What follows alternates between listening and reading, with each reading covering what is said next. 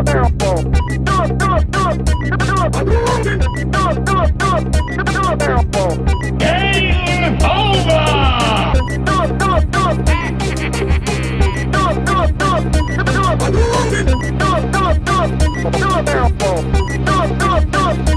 Mamma mia! Game over! Hello, Internet. Hi. We're back. We are back from our hiatus. Where Glenn was away in a place that I fear and is strange to me. It's You don't called... like Florida? No. Exactly. South Broadway. It's like the most dangerous place you can go to. I enjoyed it. Yeah, no, Florida's very nice. But to avoid talking about Florida, Yes. this is a video game podcast. So we're actually not gonna have a topic today. We're just gonna bullshit about stuff that we think is cool. Let's just bullshit about the video game industry right now. Yeah. Alright. Which is, Okay then, so Twitch. Yeah. So the only thing I know. It's a bit twitchy now. The only thing we were talking about before the mic turned on, Twitch TV, and how they're instituting a copyright detection software similar to YouTube's, except even more ineffectual and terrible. And we're also talking about their buyout, their $1 billion buyout from Google. So I think there's that thing.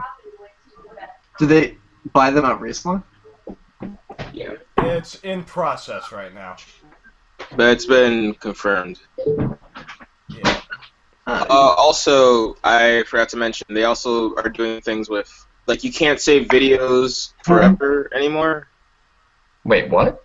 Yeah, you can't do that. I think it's Yeah, they're deleting all their really big archives, but you'll still have highlights. You might have, like, highlights, and now it saves things for, like, I think 60 days, and there's, like, a subscription. There's a, what was it called? Was it called Twitch Superior users or Twitch Super users? You get to have more archives and stuff like that. Well, on the one hand, I understand the need to control the amount of server space they're consuming, because, I mean, if you let everybody on Twitch give them the ability to, like, store unlimited amounts of content forever, you're going to rapidly approach unreasonable amounts of data. Well, how many days can you have stuff saved for? Forever. Well, not anymore, but you used to. Well, no, but now. You think? I wonder if this is gonna I mean, unless they like reverse policies, I wonder if it's gonna damage Twitch. Oh, of course it's going to damage them. I mean, think about it. Their content ID not system, if it finds like 10 seconds of copyrighted content, the next 30 minutes are completely muted. Yeah. Yeah, it seems like generally speaking, a lot of these policies don't seem necessarily like bad ideas, just clumsily and hand-handedly executed. Like, I mean, / wasn't told to anybody until after they were implemented. yeah, this seems like I can understand not giving people unlimited archive ability, but then you tell them when their stuff is going to be removed from the archives. And you don't, like, say, oh, your archive stuff can only be up there for 30 days. That's completely stupid. Wasn't really YouTube there was a whole controversy with Nintendo going back to, like, YouTube and, like, censoring anything that had, like, gameplay videos. Well, they weren't censoring. They were just like, hey, you have gameplay. We'll take our advertising money because you're using our content. They didn't take it down. They're just like, that's ours. Yeah. They did a copyright claim. Which is, like, stupid, because, I mean, in most cases, that's fair use. Yeah. I don't... Like, Let's Plays, I'm reasonably sure Let's Plays clearly fall within fair use policy. It's gray right now. No one's really willing to go to court over it to make an actual decision. Yeah. It should be, though. No one's really willing to, because every Let's Player is too afraid to go to court, and every big company is too afraid to go to court for it, too. Because, especially given that it's new technology, the courts are notoriously, a little bit, shall we say, technically handicapped. Yeah. So both sides are afraid of sweeping, arbitrary and draconian court decisions because, generally speaking, the court system in the United States is not especially adept at keeping up with the times. Yeah, though the big companies aren't really so much afraid of the courts as they are from the, hey, we just sued somebody over Let's Plays. Let the backlash begin. Well, Yeah. let me throw this question out. How long, how often do you guys ever watch Let's Play videos or anything? I watch Game Grumps, so a bunch. Yeah, I do watch Game Grumps. I used to watch a lot more than I do now. Now I'm at work all day, so Yeah. I don't have much time to watch Let's Plays. I don't. Thanks, Dad. I agree with him. Yeah, I agree. He just handed me a screwdriver. He gave me three Well, how small else are you screwdrivers. supposed to Don't watch throw Let's them away. Plays? I don't know what I'm gonna do with these. Well, Jeff, how else are you supposed to watch Let's Plays without a screwdriver? Yeah, I guess so. I don't watch those. Yeah. You don't watch the Let's Plays? Not really. Is it just not I your thing? sometimes watch them if I want to know what a game is like, but I don't watch them through. And when I'm watching them just to know what a game is like, I'd rather not have the commentary there because I'm Yeah, I want to listen to some jack off. So you like watching video walkthroughs, with the guy completely silent. Yeah, sometimes. yeah, that's kind of. I honestly I prefer that too because most of the time commentary and stuff is annoying. Yeah, the only play it really depends. If I like the commentator, I'll listen. But if it's a game where the story and what's going on is important, I'd rather just have the person shut the hell up. Yeah. If it's something that needs riff tracks to be entertaining, then sure. Oh yeah. Video game riff tracks are Otherwise- hilarious. Yeah. Otherwise, not really. Yeah, that's the thing. If you're doing something like a riff tracks, or Mystery Science being really old here, MST3K, that's entertaining to me. If you're playing multiplayer shooters, I don't know, or something like the Team Fortress 2 or The Hidden or Nosgoth or something, and you're doing commentary on that I generally find entertaining, especially if it's something ridiculous like that, and one of the innumerable Gary's Mod games. Yeah. Or frog fractions. We're not talking about Frog Fractions. I'd rather play Frog Fractions though. I refuse That's to the discuss Frog Fractions. But the next thing, which we were talking about before we started recording, but Gamescom is coming up. Yeah, it's the 21st. That's when it is. 21st. First. Yeah. Also, That's not this week, but next week. I don't know. I always think of when events like this are so close to E3. It's what can they really come up with that's new? Well, everything shows up unfinished at E3. Yeah. And E3 only caters to a limited subset of developers and publishers. There's a lot. also known as the really big ones. Yeah. Yeah. And they only give big screen time to the really big ones, so it's for And a couple of small ones that that have a lot of real potential that the big ones like. yeah. So there's kind of a lot of room in that space to have a lot of stuff repeatedly show up at cons just to get more airtime. Well, Yeah, this and Gamescom is supposed to be another consumer centric, right? I don't know much about it. From what I understand, it's Yeah. supposed to be meant for consumers. Kind of So it's closer to PAX than it would be to E3. It is the world's second largest in attendance. Really? Yeah. What's the largest? The Asia Game Show. The Asia Game Show. I thought this was it. Blizzard's actually showing up there. That's interesting. Interesting. Yeah, I mean, a lot of They, people they go. have their own con to do But that. then, I mean, it's surprising because Blizzard they have BlizzCon. Maybe they're trying to do more outreach, because, I mean, BlizzCon really only appeals if you're a fan of Blizzard already. Well, also if you live in America, that's the other thing. That's It's also like Activision. They might be reaching out to the That's like European. Well, it's like just that. It's Activision probably dragged them along. Yeah, speaking of Apparently, there's a World of Warcraft Warlords of Draenor will receive a release date and cinematic trailer on August 14th. and also they're going to be showing off multiplayer footage of the new Call of Duty. Yeah, Advanced Warfare. I think that was the most excellent review I've ever heard of Call of Duty. Yeah. Here's my review of Call of Duty. I am Groot. I am Groot. Fantastic movie, by the way. That was fantastic. That was a fantastic movie.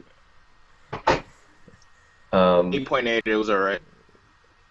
Wait a second. Game review scores. When will we get rid of you? 7.5. It was terrible. I actually am a lot happier with review scores now than I used to be like 2 years ago. They've certainly gotten better about, or some publications have gotten better about not giving games that are terrible like 7.5s. Yeah, and also a lot of people rearrange their review scores that 5 equals average. Yeah. 5 should be average. Or actually, it depends. I guess you can make it on a grade scale, like how school is, where a C, which is like 70, so 7 is average and 5 is like failing. But Yeah, but then you have like 1 through 5 is just different amounts of fail. Yeah, I actually think 5 should be not so much like average, but kind of like hit or miss. yeah, I guess. Well, it depends on the publication, I think. Like, I generally tend to, like, if I see a Metacritic score of a game of, like, 55 or higher, that, generally speaking, that's something I'll consider playing, if I know it's So, a new. it's sort of... So you treat it more like Rotten Tomatoes, where it's like 50% of people will like this.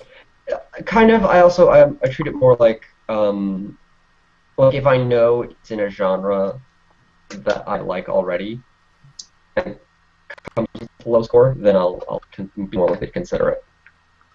I've heard the whole concept of. I read a interview with a developer, forgot which company. I think it was probably BioWare or whatever, but about how Metacritic is kind of ruining the games industry because they're trying to get higher than a certain average on it. Otherwise, the game's considered a failure.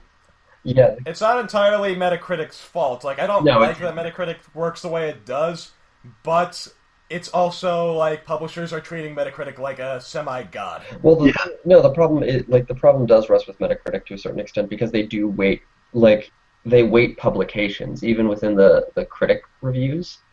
They'll rate something like Game Informer more highly than, say, I don't know, Polygon. One of us doing a review. Yeah, and who decides that?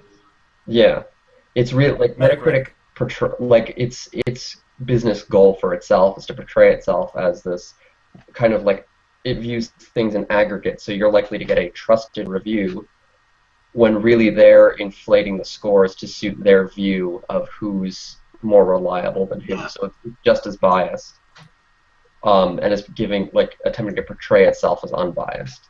Yeah. Objective opinion is a really hard thing and kind of impossible. Yeah, that is Yeah. true. Like, in my objective opinion, this video game is, in fact, a video game. That is a very subjective statement. Because I mean, think about games like things like Dear Esther or the Stanley Parable. Are they games? Question mark face. Yeah. Is life a game? Is Watch Dogs a game? Maybe. Maybe not. No. Is I don't know. Nicolas Cage scream as they pour CGI Bs on him a game? It is to me. Yeah, I think so. Top score, Jeff. You're the winner. Yeah, I am. Like, also because of how different publications have, they don't necessarily decide. They might have 70 as average or 50 as average. Yeah, and So- that's Yeah, and Which is like then another Metacritic problem. will rate them on the same scale, which we don't really know what Metacritic scale is exactly. yeah. Well, and then on top of that, you're right. The like on top of the scale problems and all the problems Metacritic has, when you start to use that as a metric for who gets hired and fired and what games get published and what studios get funding, Yeah. that really becomes absolutely ridiculous. Like I remember when this first came out, like a few years back, Creative Assembly was only willing to hire people who had 3 to 5 years game development experience on AAA titles that were published and had a Metacritic score of 90 or higher. Really? Yeah, and Like if someone had worked for Creative Assembly for their entire run, they wouldn't have met, like a long-term employee of Creative Assembly wouldn't have met those requirements because Creative Assembly has never had a game over, like, I think 85 on Metacritic. yeah, another problem came up with the Fallout New Vegas guys, where they did not get their bonuses because to get them, they needed to get an 85 or higher on Metacritic. They got an 84. That sucks. Seriously. However, I have one thing to say.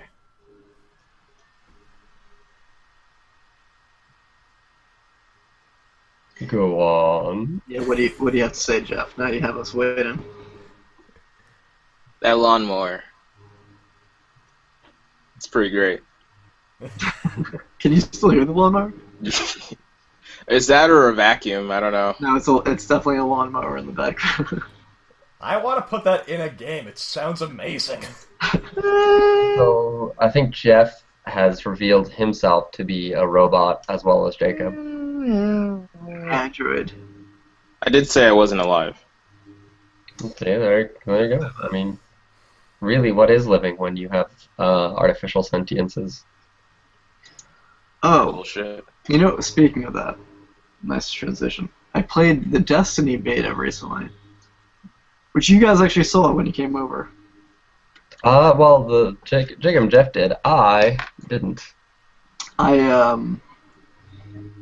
The more I played of it, like the PvP, it kind of grew on me, where it actually got a little bit better.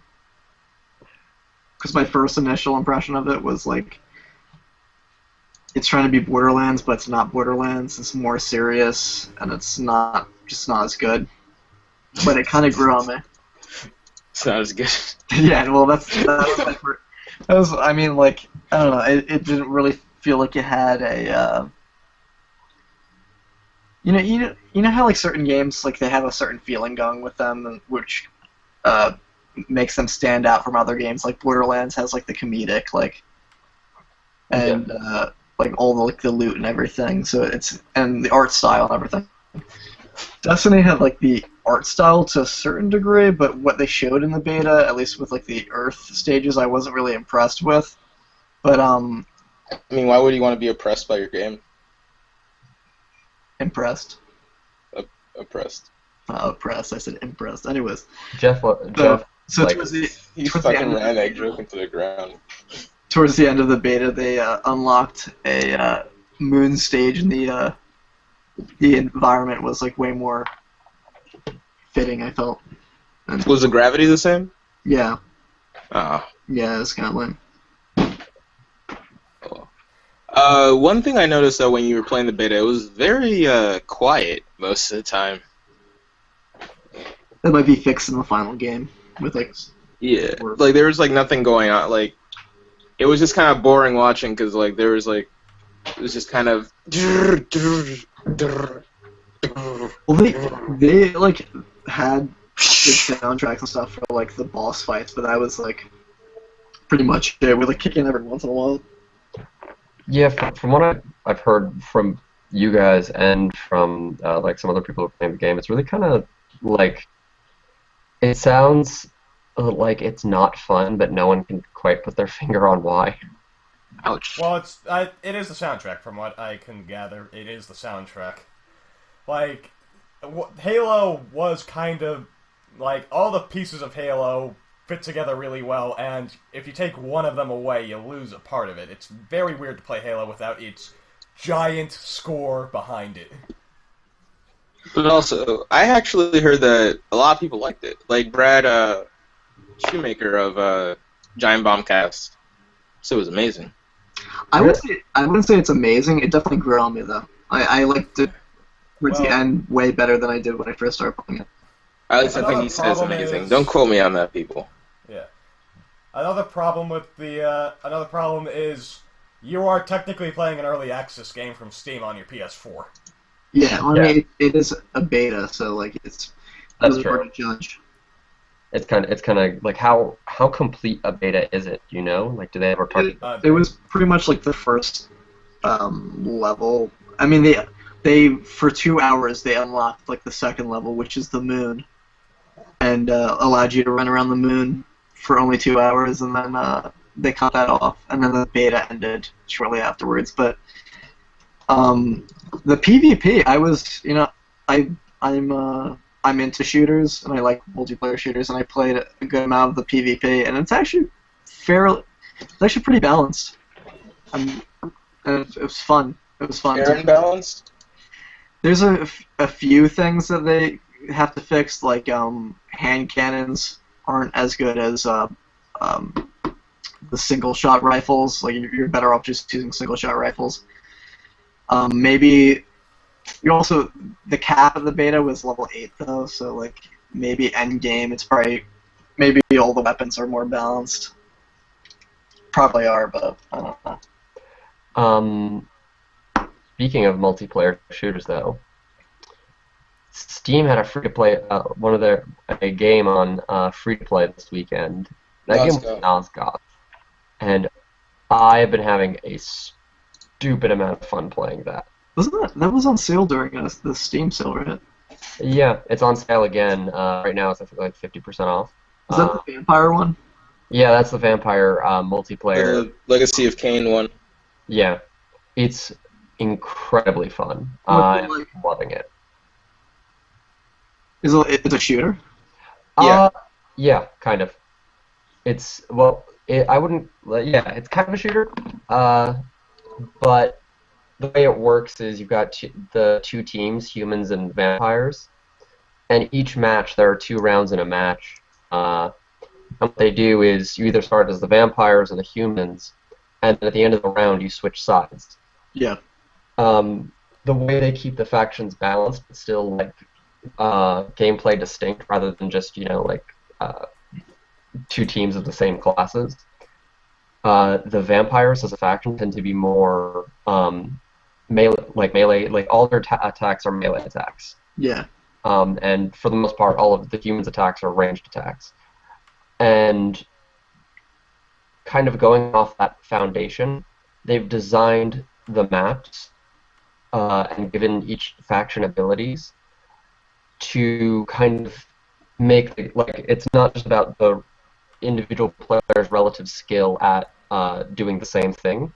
It's often like how well you take advantage of the environment and how well you function as a team to counter the other team's abilities. Because what they do is vampires, since they can only do melee attacks, as a kind of as an advantage, they tend to be a bit tougher than humans, and they can when they're running, they can climb up walls, so they can move around the terrain and get to places that humans can't. And they're better at ambushing individual players, but they as I said, in that kind of middle distance between when they're really far away and the humans can't hit them and where they can actually start doing damage, they're kind of super vulnerable.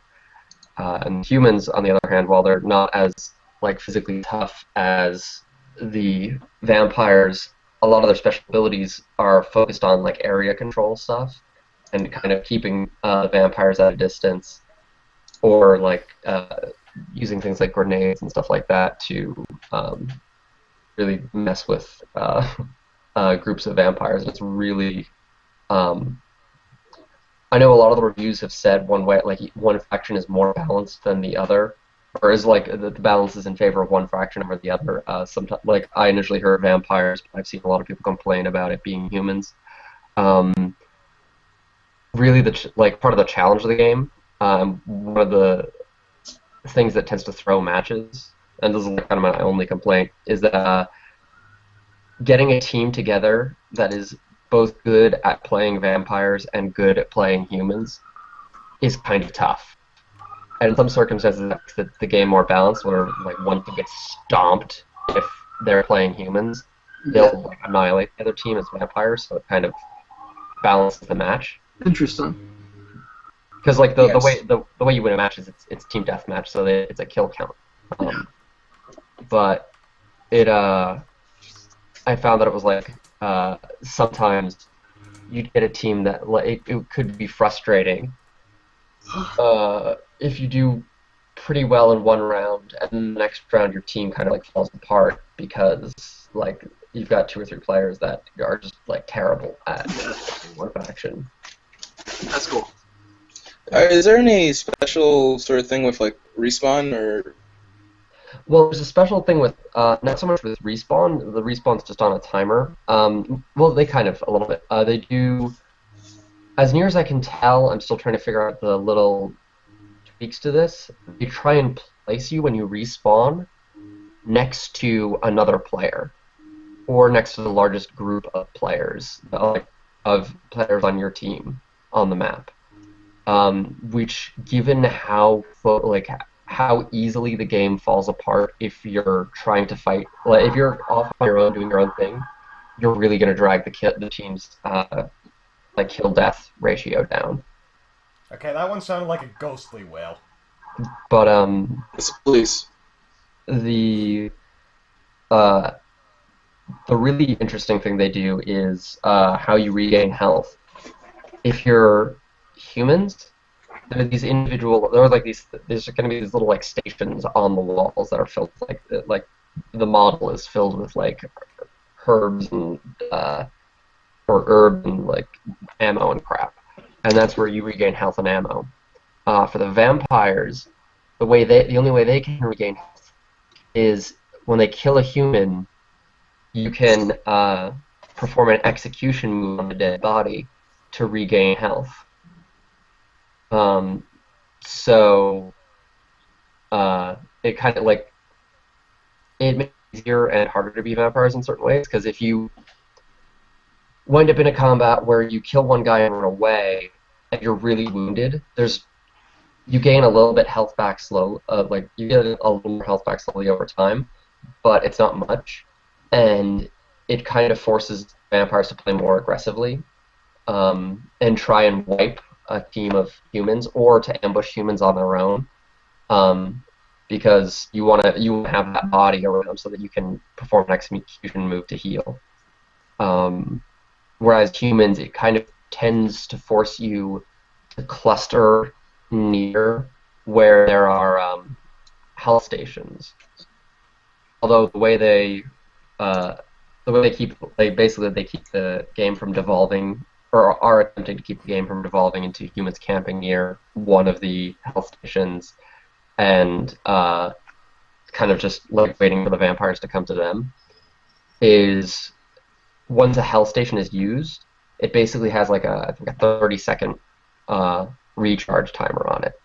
So it kind of like if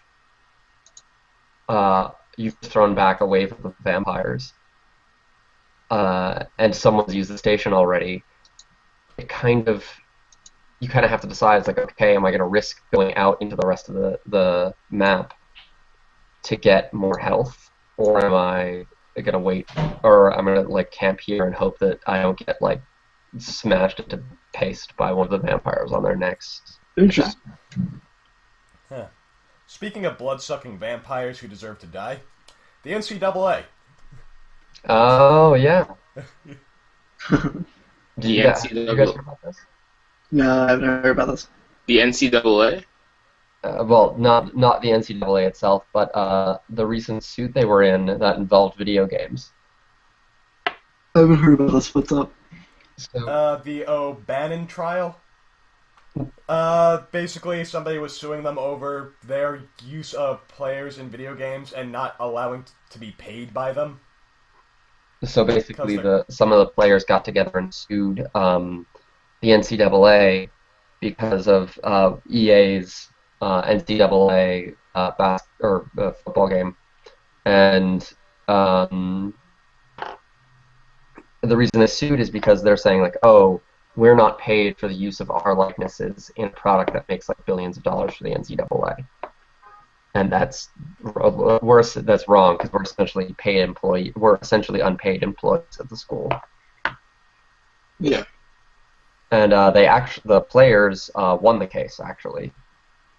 Ooh. So now, and the NCAA kind of like made this settlement arrangement where schools are now allowed to pay their employees, but the judge made a decision where it's like I'm not sure if it made it to the federal court or if it was just a local court, but the decision they reached was players can be paid or have to be paid for their like play, but it capped at $5,000 a semester, so $2,500 over their. Though that money can be put into a trust. So what's happening now is actually both sides are appealing the decision and kicking it up to a higher court because the players feel that if we're paid employees, it's illegal to cap our wages because wage caps are not allowed here, and the NCAA is obviously suing because they don't feel that players should be treated as employees because they're receiving compensation in the form of athletic scholarships. Education. Which is bullshit. Because they're... Yeah, it's a complicated decision actually because although it has a if the players win, which I mean arguably I think that especially in the case of the NCAA, which is a bit of an odd case. They should because the NCAA it's not like other amateur sport. This is functionally a minor league sport where the employees are unpaid. Yeah. But that can have a chilling effect on non-football sports at schools because smaller schools that aren't like the Big Ten may not be able to because they now have to pay their employees and stuff like that. May not be able to continue to afford to do smaller athletic programs that operate at a loss, things like fencing, things like roller derby, things like track and fields, stuff like that. I love roller derby girls, man. Roller derby is an excellent sport. Yeah, though there was also the decision that athletes can't actually market themselves. Yeah, it's a very interesting and complicated decision that no side is happy with. I would have rather it went towards tuition or something like that. Well, they already have that. Yeah, that's what scholarships are. Ostensibly, No, that's not what I mean. I mean, they have scholarships, but also not every scholarship pays for all of the tuition. Yeah, so if it just went as credit towards the tuition, or something like that. Yeah, I think that would be a good decision, although that gets complicated in cases where a student gets a full ride. Yeah, and then after that, they have a case for that, but before that, it goes all to tuition, and then they can get it as credit or something like that. Yeah, honestly, I don't think I'm not 100% agree with the decision because I feel like it doesn't address the nuances of the situation because not all college athletes are playing at a functionally professional level because I mean they're not their program is not earning money, they're not earning money, whereas the NCAA is earning a lot of money. Yeah. And is unpaying its employees. So I don't I think it's a really complicated knot to unwind. and I really don't think the decision kind of addressed that. But I think it's interesting that it did come out of video games and not any of the other NCAA stuff. Well, I think like the EA game actually makes like tons of money, and it's basically off the likeness of the players. Well, actually, the EA dropped the game because because of this. no, not because of this. They actually, or at least they claim it's not because of this. They actually claim it wasn't making them enough of a profit, so they were just uninterested in continuing to pursue it. Fair point. Okay, then. So we've reached the about 35-minute mark. Any last thoughts? Kings of Amalur is a really good game. You guys should play it. It sucks that company went under. What game? Oh, Kingdoms of. Oh, you Amalur. started playing, or? Yeah, I've played like 20 hours or so far. Yeah, I agree. I agree with that. It's an excellent game. I deeply enjoy it. It's one of those games I have to play. I beat The Last of Us recently, and that is a I'm fantastic talking game. about that bitch. I didn't know that. Wow. Go back beforehand. I want to talk about Kingdoms. Shut up, Glenn. We want to talk about Kingdoms of Amalur with Jeff. Yeah. So Jeff, what class are you playing? I was trying to do Battle Mage, but I think I'm gonna do the sorcery finesse combo. Yeah, I'm doing that too. It's really fun, especially. Great, now I can't do it. Yeah, it's fun, especially with the shock rims. Yeah, that's what I use as my second. I use Fey Blades and chakrams. Yeah, that's pretty much what I do. If I get a nice like a really nice dagger or a really nice staff, then I'll use that. But Well, thank you for joining us for this podcast. We'll see you next Yep. time. Not kingdoms. Kingdoms. Bye.